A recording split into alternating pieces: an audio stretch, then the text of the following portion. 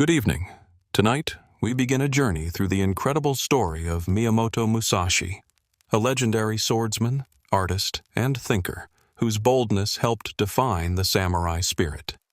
From his unbeaten duels to the lasting wisdom found in the Book of Five Rings, Musashi's influence stretches far beyond his own age, quietly encouraging both warriors and seekers everywhere.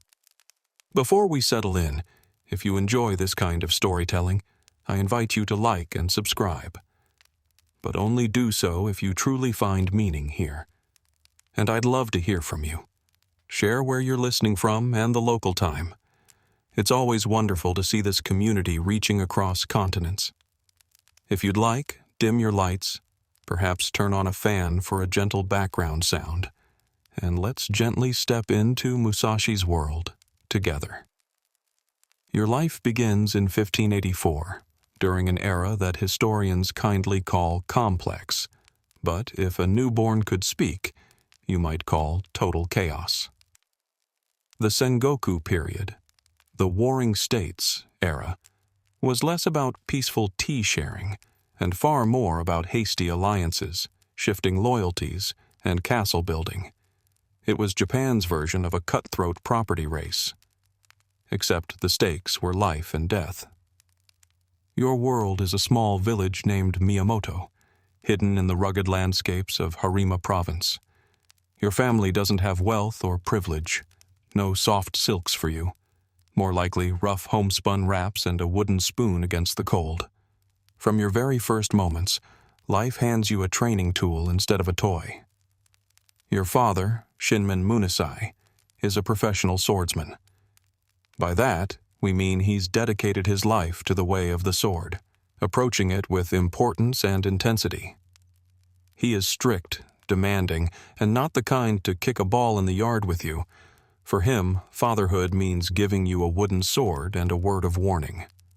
Don't cry if you fall. Hugs are rare, praise even rarer. But in a world as hard as steel, gentleness can be dangerous. Musashi isn't raising a child. He's hardening a blade. From the beginning, you are a wild spirit. You don't fit into the mold of a quiet, well-behaved child who bows on cue. You're untidy, willful, often covered in mud. While others play simple games, you look for ways to outsmart them, hiding, ambushing, and turning every moment into a tiny victory. Even from your first steps, life seems to whisper, "You are not given to peace." Your path is through challenge, wandering, and someday, history itself will carry your name, a little unkempt, but unforgettable. And looking at the country in turmoil, there will be no shortage of battles.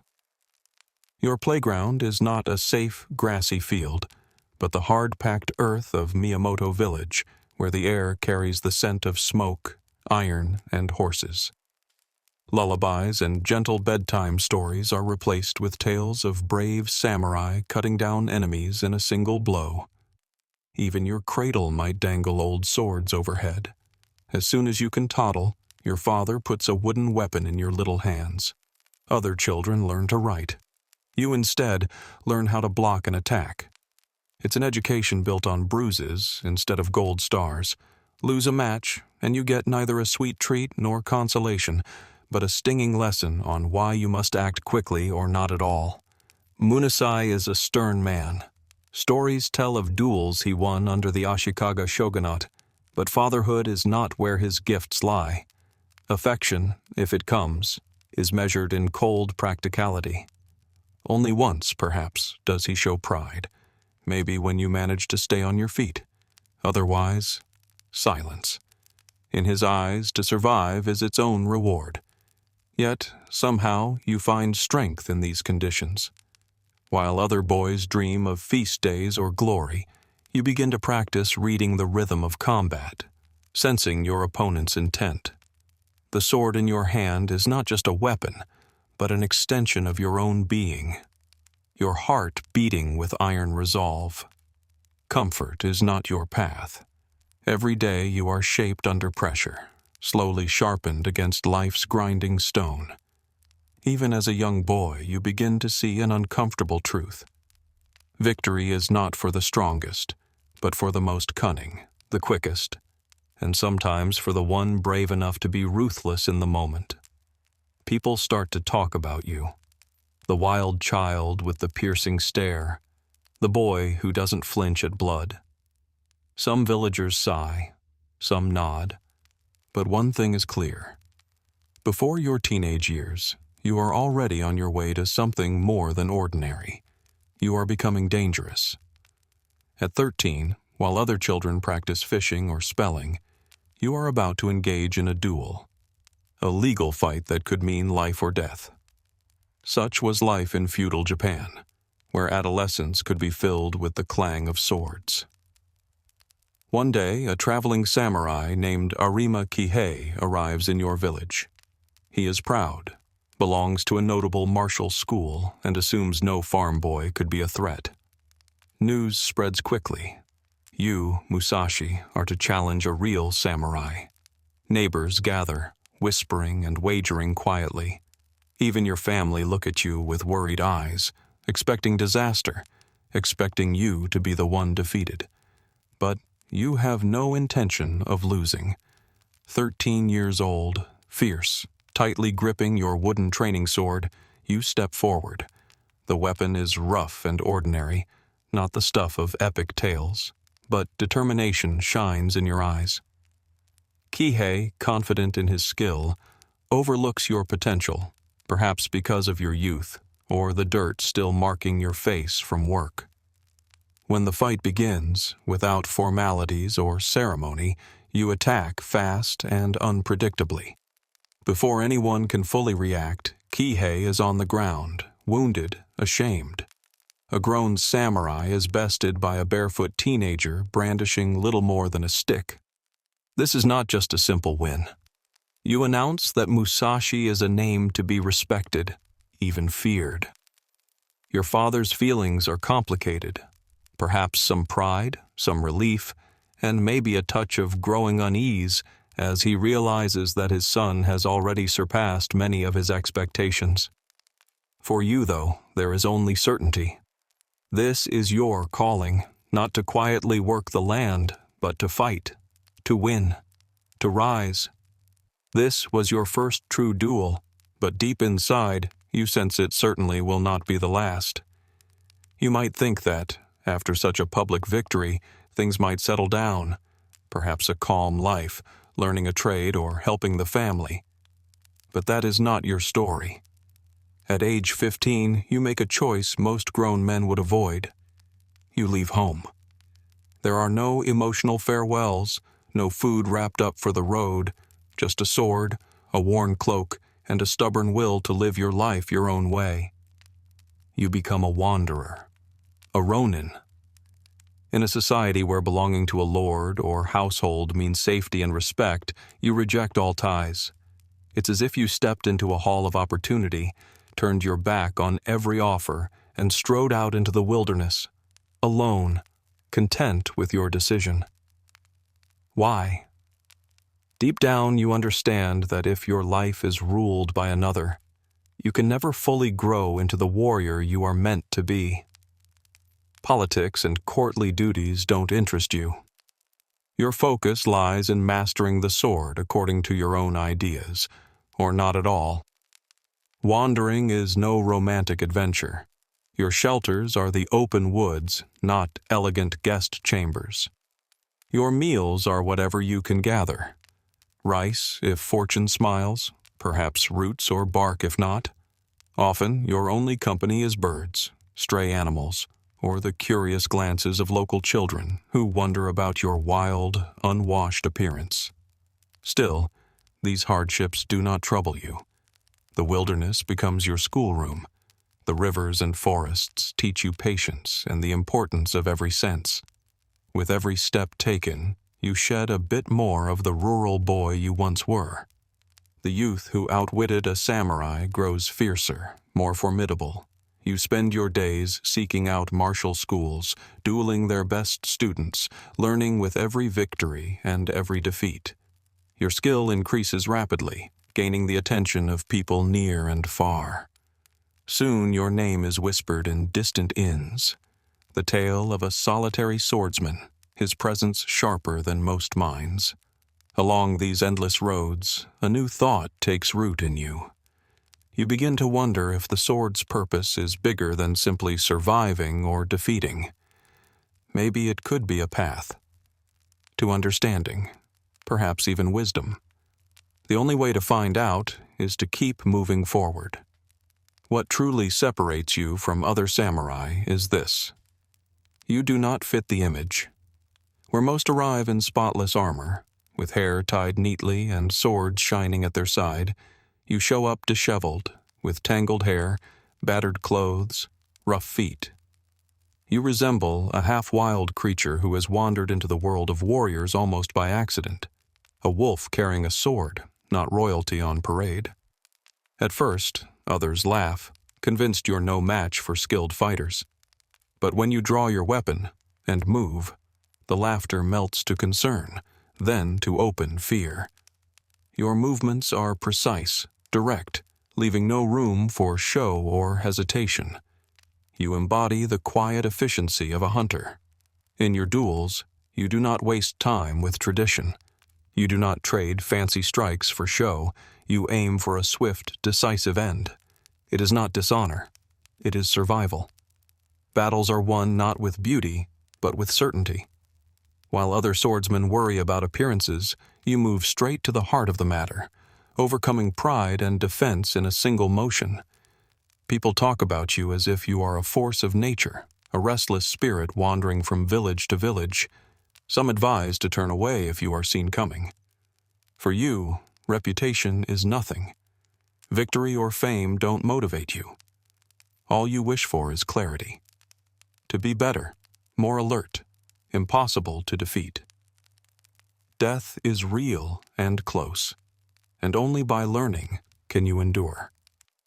With nothing but the road for shelter and your sword as your only possession, you make a habit of challenging strangers to duels.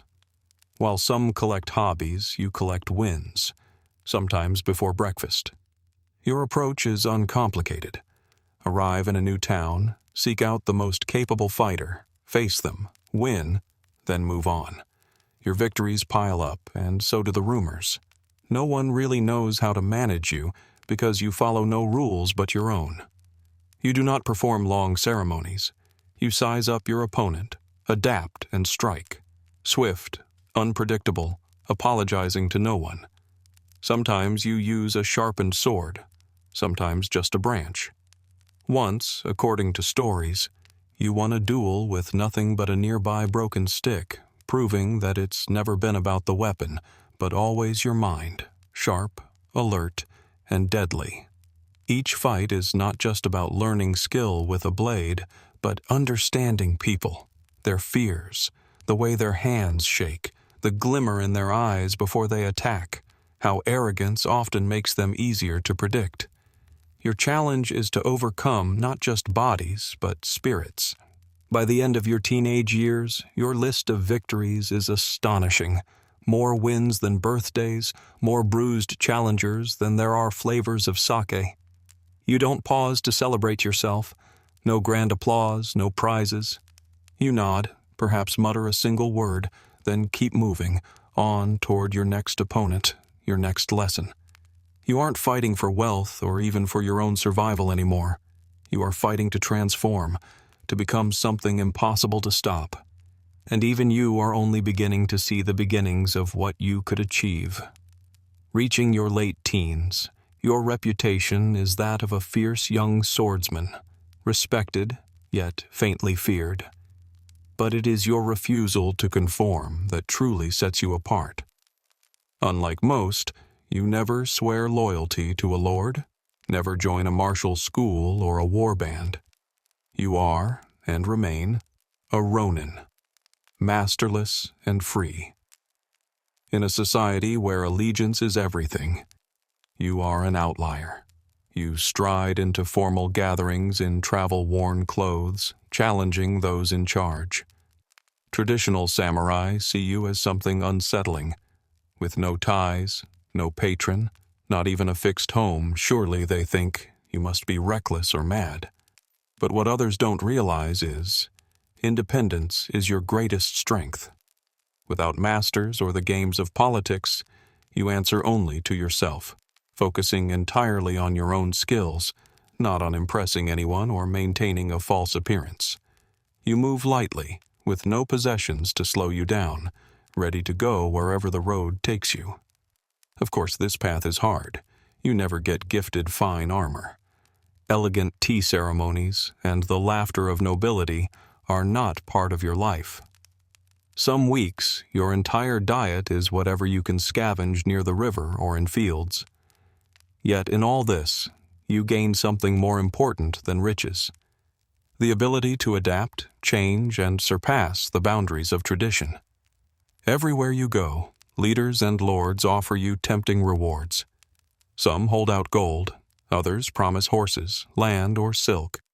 A few even talk of marriages to their daughters, though given your wild look and the constant smell of campfire, one wonders how serious those offers truly are.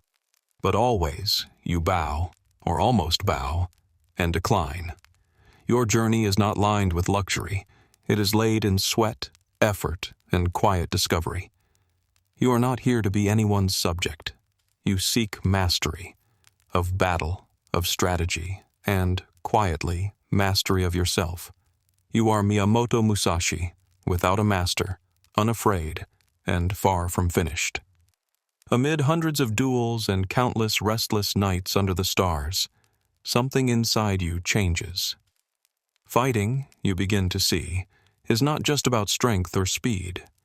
It is about seeing the world in a new way, recognizing that under every clash of swords there is another struggle, a contest of minds. Victory goes not to the swiftest, nor always to the strong, but to the one who learns and understands at every moment. You start to approach opponents in a new way, watching their bodies as well as their spirits, picking up slight shifts in posture, the blink of an eye, the moment they tense. You learn to predict actions before they even happen, not through trickery, but with deep observation of every weakness and habit. You come to realize a fight is usually over before any blade is drawn. It ends the moment your opponent hesitates or realizes their own uncertainty. The moment you spark doubt and become the storm they cannot resist. Before long, you're not even fighting people directly, but rather their intentions and their fears. This is what sets you apart from fellow warriors. While many are memorizing old forms and perfecting standard moves, you are inventing new, more effective approaches. You change the rules, making each duel as quick and clear as a lightning strike. Sometimes you win before your rival even realizes the battle has begun, with a shift of weight, a fleeting look, a small step that breaks expectations. When your opponents fall, confused and beaten, it's not because you swung harder. It's because your mind stayed ahead, and they never sensed it coming. You come to see all of life as a matter of timing and attentiveness, the balance between holding back and acting decisively. Your sword is a tool, but your true edge is in your mind, shaped by struggle and discipline, as sharp as any blade you wield. During your many travels, weathered, sore, and surrounded by the buzzing of summer insects, you experience another insight. Why not use two swords, one in each hand? While tradition-bound samurai in their polished halls look on with skepticism, adjusting their armor, you are out in the woods, figuring it out for yourself. At first, it isn't easy. You fumble, drop swords, sometimes even get in your own way. But through endless practice, you learn to move each arm separately, to flow as water does, surprising and free. Over time, skill replaces awkwardness. You create a new choreography, a dance of left and right, block and strike, as balanced as your own breathing. Free from rigid forms, you give birth to a unique style, Naiten Ichi Ryu. Suddenly, no one knows quite how to answer your challenge. Single sword fighters are left puzzled, spearmen are frustrated, archers never even get a chance. Those who prepare for a normal battle find themselves swept away by something wild and new. Traditionalists complain, but you pay them no mind. You are too busy moving ahead, surviving and improving. You are not fighting for appearances, but carving out a new route through a fading, inflexible world. 2 swords, 1 aim, victory, and you are just beginning. Now, your legend starts to take root. You are the storm sweeping through towns, toppling champions, and vanishing before anyone can capture your story. But every storm seeks greater challenges, and yours comes in the form of the Yoshioka School. The Yoshioka family is not a local martial school. They are powerful, respected, their influence reaching deep into Kyoto, a city full of refinement and pride. Training with them is nearly an institution in itself. Winning against them would be like a newcomer upstaging a royal stage show. Naturally, that appeals to you. You arrive in Kyoto, dusty, unkempt, carrying the stubborn air of a wanderer, and challenge Yoshioka Seijuro, the head of the school. Seijuro, secure in his position, sees only a vagabond and accepts.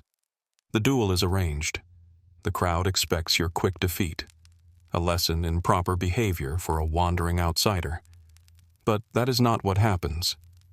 When the fight begins, there are no grand gestures, no speeches, just you, steady as a stone, facing one of the city's finest. And when the moment comes, you move with force and clarity, breaking through Seijuro's defenses with speed and power.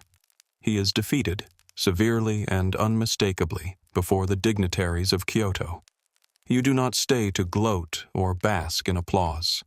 With a simple gesture, you slip away into shadow. For in your mind, there is no final triumph, only the next test, the next learning. Breaking the Yoshioka's pride is not something they will accept quietly. Losing to a roving fighter not connected to any house is a deep insult, one they are determined to answer. So the next brother steps forward. Yoshioka Denshichiro.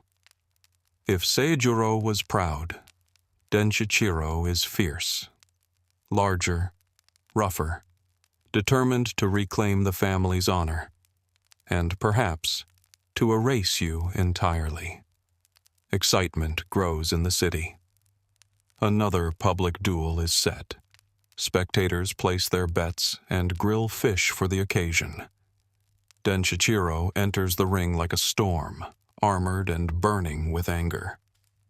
You appear as always, plain clothes, worn sandals, and the same calm intensity. The fight begins. Denshichiro drives forward, hoping to overwhelm you with sheer force.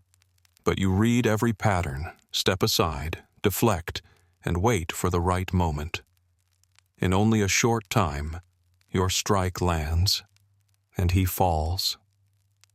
The Yoshioka clan's hope ends in the dust, and the crowd is silent, then restless. You do not savor the attention or claim a great speech. You just walk away, steady and unhurried, like a quiet force that remains unexplained. And still, you know the Yoshioka are not finished. Their pride drives them to one last move, and it won't be clean or fair. There is nothing more painful for a proud school than humiliation. Losing 2 leaders to your blade pushes the Yoshioka to a breaking point. Faced with defeat, they must either accept what's happened with dignity or risk what little honor they have left on one final desperate act, and you already sense which path they are about to choose. The Yoshio clan sets the stage for another duel, but this time it's not a simple fight between 2 men. Instead, they lay a trap. Their plan is clear. Lure you in, crush your pride, and reclaim their honor, not with one blade, but with a storm of swords. Their tactic is straightforward. Draw you into a final confrontation with their new leader, Matashiro, a boy so young he's barely old enough to grow a beard. He stands at the front as a symbol, while dozens of Yoshio warriors hide in the shadows, waiting to strike as soon as you appear. Fair? Not at all. But fairness faded from these encounters a long time ago, after too much loss. Yet, what sets you apart, what makes you you, is your clarity. You sense the trap from far away, as clearly as the smell of stale fish. And what's your answer?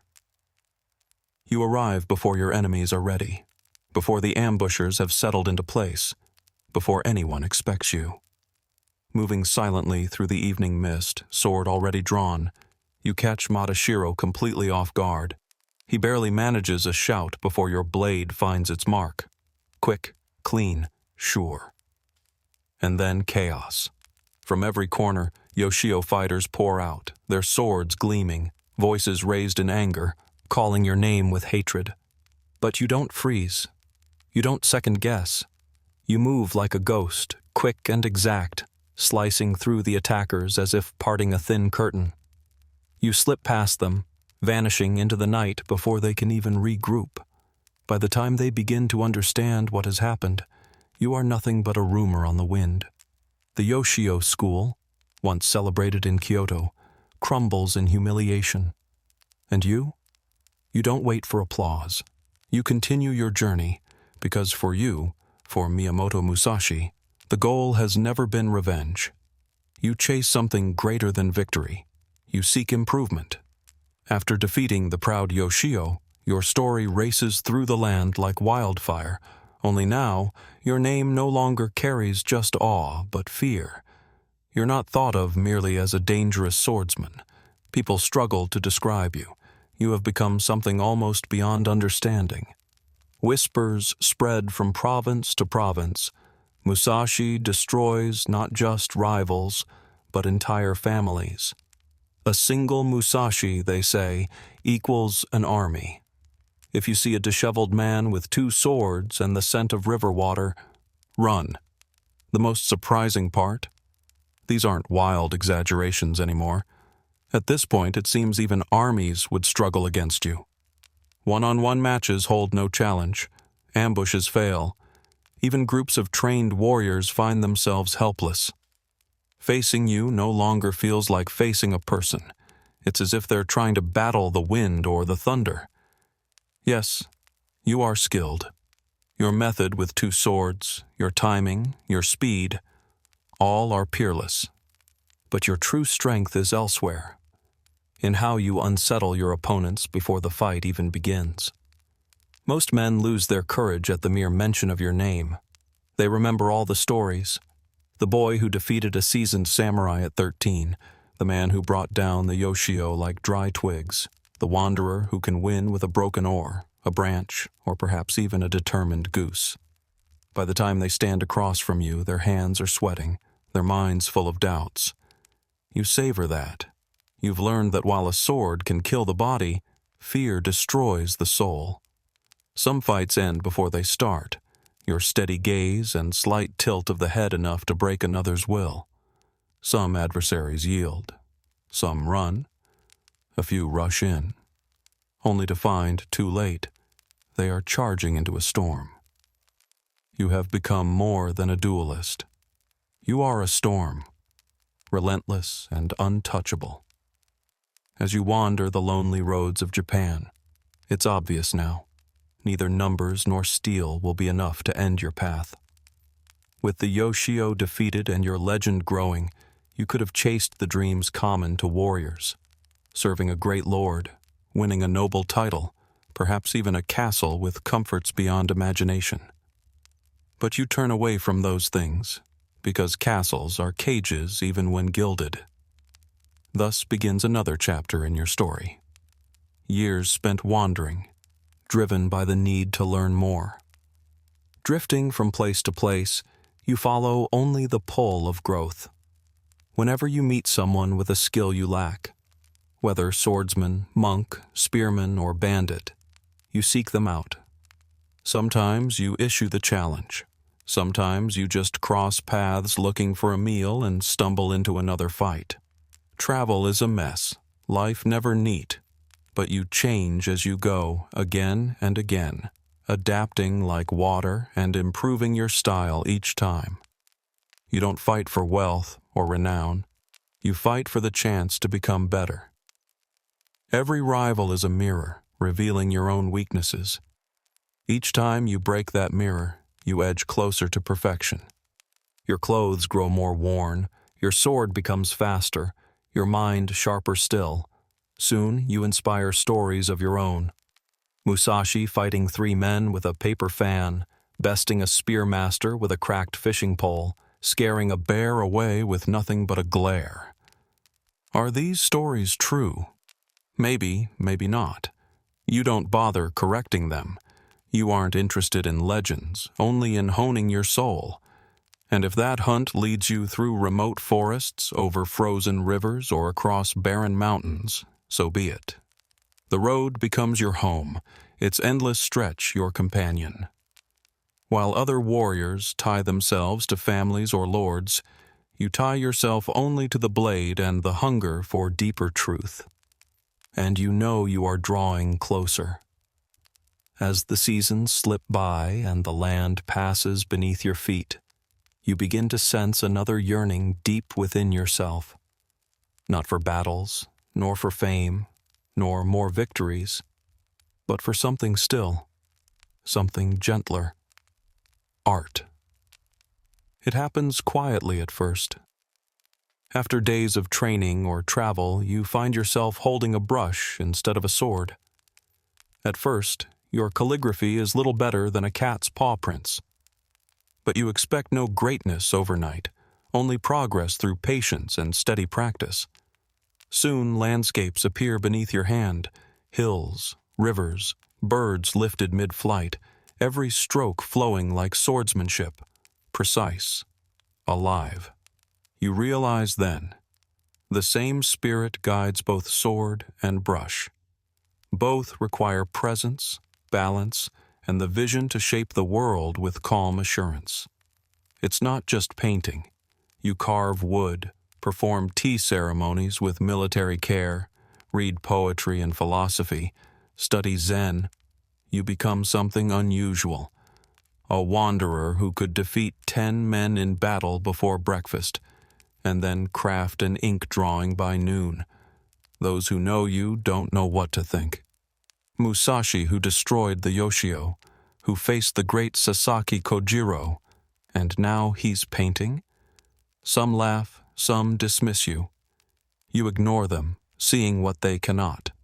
Victory fades, mastery endures. Swords win battles. Art outlives them all. And you grasp something else, perhaps the most crucial lesson. One day your body will fail. Your hands will slow. Wealth and even victories will pass. But your mind, your spirit, your creativity, those can last. You become more than a warrior. You become a creator, etching your true nature in every line and shape. Sitting by a quiet river, brush in hand, a faint smile touches your lips. The way forward is wider than you ever dreamed, and your journey has only just begun. As you pass into your 30s, leaving behind scores of defeated enemies, a name begins drifting to you on the wind: Sasaki Kojiro. At first, just rumors in crowded inns and busy crossroads, a man whose sword moves like lightning, long enough to brush a bird mid-flight, undefeated, just like you. You are not one for gossip. You are the measure against which other warriors judge themselves. But Kojiro is different. Neither a boastful teacher waiting to be humbled, nor a lord's nervous retainer clinging to old ways. He is swift, deadly, precise, carrying the famous drying pole, a sword so long it borders on the ridiculous. You would never voice such a thought, as it lacks respect, but you can't help but wonder. His method, the swallow cut, is renowned, agile and hard to predict, mirroring a bird's wings. He's not merely skilled, he's a force. He reflects your own strengths, but where you are rough, he is regal, almost refined. In a strange way, you're eager for this match, not another fool to embarrass, but someone who might truly test you, who could force you further than any previous duel. word comes that Kojiro has been appointed a lord's fencing master, a position of distinction, full of honor and reward. Meanwhile, you sleep where you can, cloak for a blanket and tablecloth both. But that is of no consequence. You know your paths are fated not to run side by side, but to cross sharply. Anticipation swirls through the land.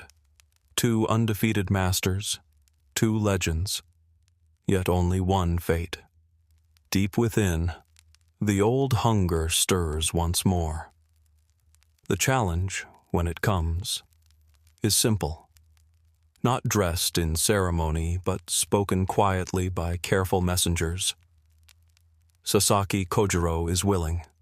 He will meet you, not as a servant, not with an army by his side, but as a swordsman on open ground. The duel is set for a lonely rocky isle in the Kanman Straits, Ganryujima. Private, clean, dramatic. You hear the details with the steady calm that has become your signature. Others would fidget, polish their swords, write letters to loved ones. You barely react. You do prepare, but in a way none expect. You lose no sleep fussing over armor or farewells. You forego poetic gestures, even grooming, allowing your wild hair to grow as it pleases. Instead, you sharpen your mind. You study Kojiro as a seasoned hunter might watch his prey, noting his habits, his rhythm, his dangerous range of skill. You quickly know to face Kojiro on his terms would be folly. You will not fight his fight. You will shape the battle to suit yourself. On the day, you request a small boat. Along the way, you carve a makeshift wooden blade from a humble oar, matching the length of Kojiro's monstrous sword. No polished steel, no ornament, just weathered wood and clear intent. You understand what many never do.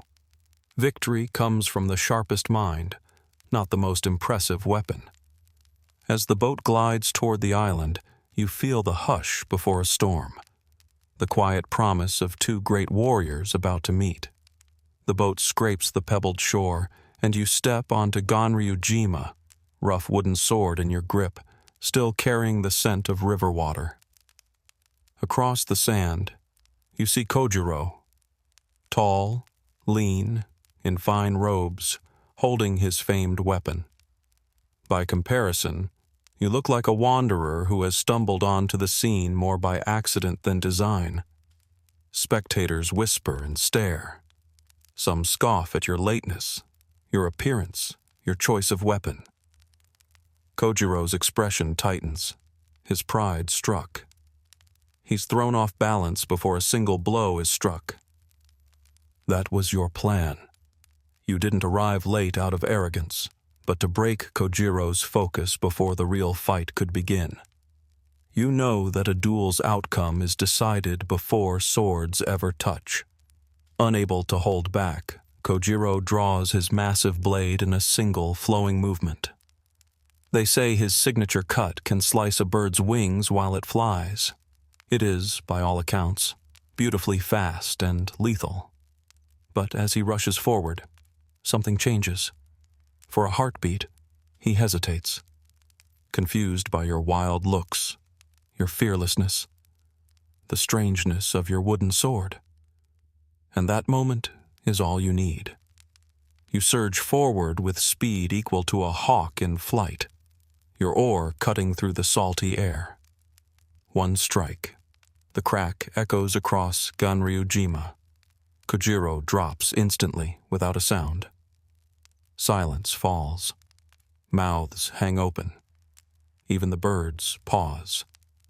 You lower your oar, breath steady, heart calm. Another duel, another victory.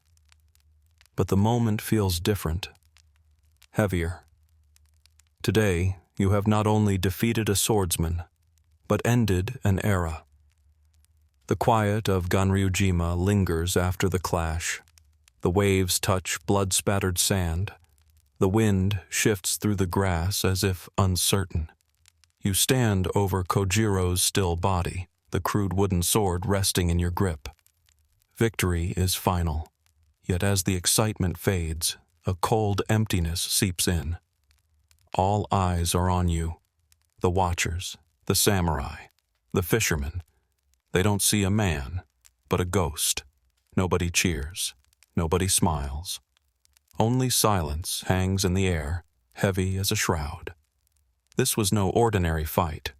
You realize, with a weight you hadn't known before, that at a certain height there are no companions, no equals. Just one lonely summit above the clouds. Without fanfare, you leave. The whispers grow even before you vanish from sight. As the boat takes you back to the mainland, your wooden sword thuds dully with the motion. The old boatman says nothing. You look back once, watching the island where two destinies collided, knowing Ganryujima will forever be linked to your name. Poets will write, legends will twist the truth. In smoky inns, they'll argue, while you remain a shadow wandering far away. But you feel no triumph, no pride, only a profound sense that nothing will ever be the same.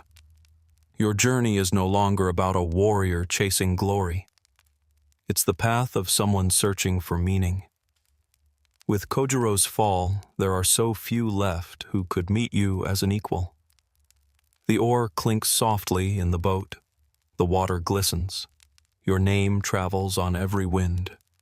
And you wonder, what remains when you have conquered everything? Kojiro's death lingers long after you sail away, not as a victory, but as a quiet burden. You try to treat it as just another duel, another notch. But this one is different. Kojiro was no showy pretender, no local brute. He was the truest match for your relentless search. You defeated him, not only in the flesh, but in spirit. And a part of you knows, if the world were kinder, he might have stood beside you, not opposite. People celebrate, spinning new tales. Musashi arrived late to rattle Kojiro, carved a sword on the boat to unsettle him, won before Kojiro could even move. Soon, someone will claim you rode the waves on a giant fish. You hear these stories, some making you smile, but within, nothing feels sweet. It's like a door slamming shut, never to reopen. Life now seems smaller, the world dimmer, as fewer men remain who can understand your path. You didn't just defeat Kojiro, you outlasted him. And somehow, this feels heavier than any previous test. At night, you find yourself by quiet campfires, recalling every move of that fight. Not out of regret, but from a kind of respectful ache. Kojiro was the greatest challenge you ever faced. Now, you carry his memory with you, a silent companion. The road ahead is longer, emptier, quieter, and you recognize, perhaps for the first time, that each new victory brings deeper solitude. It is not your battles that will one day undo you. It is the emptiness they leave behind. After Ganryujima, tales spread of your invincibility. The swordsman who defeated Sasaki Kojiro, the wandering master whom nothing can frighten, the living legend. Yet as praise follows you, you find yourself numb to it all. Victory once tasted like fire, every fight a test of survival, every win a step toward perfection.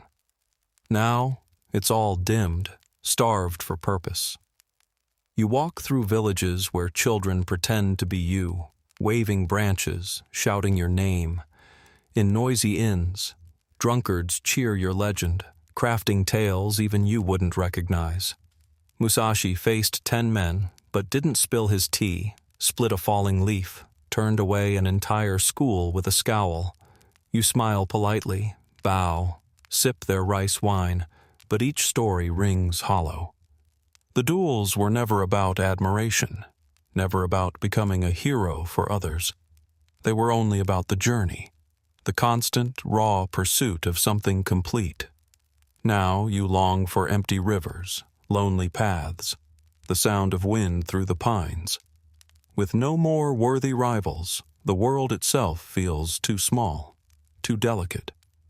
You watch others chase glory, polish their titles, seek power and favor. You feel as if you are a wild wolf among house dogs, never meant for palaces or banners. Victory, you learn, is a strange kind of death, the death of striving, the death of wanting. You have won too much, and now walk in a vast, abiding loneliness that nothing can chase away. So you continue onward, not toward more battles or fame, but toward quiet, seeking something gentle that's almost lost in the noise, a mastery not of others, but of yourself. Your steps slow, not from age. Your body remains as quick as ever, but from something deeper. It stirs in your soul, telling you that the remaining battles are inside, not out. You begin to drift away from dueling, not out of fear, but because triumphs no longer satisfy. You have faced giants and humbled masters. Now, you see the truest enemy, yourself. You spend more time alone, days, weeks, months lost in mountains and forests. No applause, no eager challengers, only the sound of river and wind and sky for company. Your sword stays at your hip, but you draw it less and less. Now you turn your focus to flowing ink on paper, carving wood not to harm, but to give form to beauty. Through the same discipline that once brought death, you begin to nurture your spirit. You sit beneath waterfalls, meditate for long hours, grow lighter through fasting. Little by little you realize, mastery is not about beating others, but about finding harmony, knowing when to stand firm and when to let go. You see that the perfect duel is not the one won through brute strength, but the one never fought. Conflict, you realize, is like a wave. True mastery is to step aside before it crashes. That wild wolf still lives in you, but now paces calmly inside, tamed by wisdom, not force. People still seek you, young fighters testing themselves, old masters chasing a last glimmer of glory. Sometimes you oblige, sometimes you turn them away with only a word. Both acts a kind of victory. For the first time, you sense you are winning a far harder contest, shaping your soul as carefully as you once shaped your skills. One day, the world itself feels too busy. Even the mountains seem crowded. You seek even deeper stillness. You retire to a cave, not a grand palace, but a simple, cold, damp hollow embraced by a lonely mountain. This place is Regondo, the spirit cave. You bring very little, some paper, a brush, your swords. Here, Musashi the warrior fades, replaced by Musashi the student, of silence, of death, of life itself. In the hush of stone, you learn patience, as water gently carves stone over many years. You find humility, even as tiny spiders weaving lazy threads seem wiser than any courtly advice. Above all, you gain perspective. For the first time, you understand.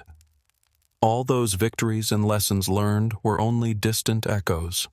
The true contest was always inside.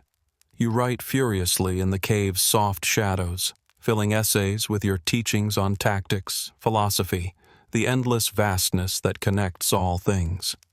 Each word battles ignorance. Each sentence sharpens humility. Your brush becomes your sword, cutting quickly and cleanly through confusion. In the stillness of Regondo, you finally hear the music that was always beneath the clang of blades, the gentle, steady song of understanding. Every so often, people still find you. Students, would-be challengers, travelers hoping for a glimpse of the legend. Some you meet, offering guidance. To most, you offer only a few simple truths, but mostly, you remain alone and for the first time, feel at peace with it. For you now know, true strength is the mastery of oneself. And so, deep within stone and quiet, you begin your greatest work. Not a duel, but the writing of all you have learned. You take up your brush, sit on the bare floor, and start the Book of 5 Rings. It is not a catalog of fights, but a map for understanding life and conflict. The teachings are divided among 5 scrolls, each named for an element: earth, water, fire, wind, void. Each scroll builds on the last, sharing lessons for anyone seeking truth. Earth is foundation, knowing your stance. Water is flexibility, moving with challenges. Fire is decisive action, striking when the time is right. Wind is perspective, learning from others to better understand yourself. Void is the silent space beyond thought, where awareness lives. You write without ornament, every line shaped like a sword, plain, strong, truthful. These teachings are not for scholars or applause, but to preserve the treasures you have uncovered. Each stroke of your brush breathes life into a Musashi who will remain long after your bones are dust. Many will misunderstand. Some will gain only a little, but that is enough. This road was never meant for many. True mastery is for the few willing to grind themselves sharp upon the stone of experience. When the final line is complete, you set down your brush and smile. Your greatest duel is finished, your legacy inked. Outside, the seasons cycle. Leaves drop, rivers harden, flowers return. Within yourself, you sense the approaching end. It is not a rival you can defeat, nor a surprise attack you can outwit. Death comes for all, and you greet it as you have met every opponent, calmly, with honor, without fear. Your body, once strong, now grows slower. The hand that wrote legends now trembles. The vast miles you walked weigh heavily. Still, your mind is clearer than ever. You hold no fear for the end, only readiness. You prepare as always with care. You dress in clean, simple garments, not the robes of a noble, but those fitting someone who no longer needs approval. You sit cross-legged, your swords at your side, one hand resting on each, not for battle, but in thanks for a lifetime served together. Your handful of students gather outside, not in mourning, but in respect. They know this is not a defeat, but a passing won through mastery. You close your eyes, breathe in the cool mountain air, alive, steady. You feel the earth's slow pulse, the fading strength in your veins, not the faintest regret, not a flicker of fear, only acceptance and peace. In one last calm motion, you cross peacefully from this life. A warrior to the end. No drama, no clinging, just stillness and strength. Miyamoto Musashi passes away undefeated, unbroken, untamed. As your spirit travels into the distance, cherry blossoms stir on the spring wind, and the clamor of swordplay goes quiet. Long after your body returns to the earth, your story does not fade. It clings to mountain slopes, rides along rivers, echoes through the halls of warriors and thinkers alike. Miyamoto Musashi, the one who followed no one else's script, who carved out his own way, who shaped battles into beauty and turned solitude into a kingdom of his own. Some accounts say you faced 100 men. Some claim you swatted birds from the air with a blade of wood. Some even call you half-spirit, born of the storm.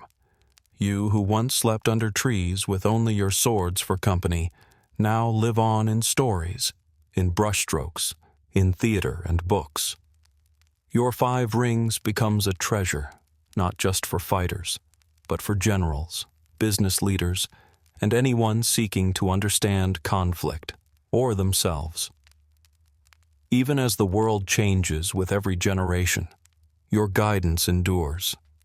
Observe with care, act with certainty, shift like water, strike when needed, know your own heart. You become not just a swordsman, but a living symbol, proof that real mastery means facing and conquering the storms within ourselves. Statues honor your name, swords are named for you, stories and games summon you anew. But these can never capture the full truth. Because the real Musashi is not the figure standing tall over his opponents. The real Musashi is the quiet man in the cave, brush in hand, writing wisdom he knew he'd never witness. The one who realized skill without wisdom is empty, and life without thought is a dull blade. You are more than victories or battles. You are a pathway, a question, a challenge to anyone bold enough to walk alone. And as time moves on and empires rise and fall, one thing remains: your story, carried kindly to all who will listen, easy on the wind. Walk your path, face yourself, become more than you are. And in that silent moment between heartbeats, the spirit of Musashi still smiles.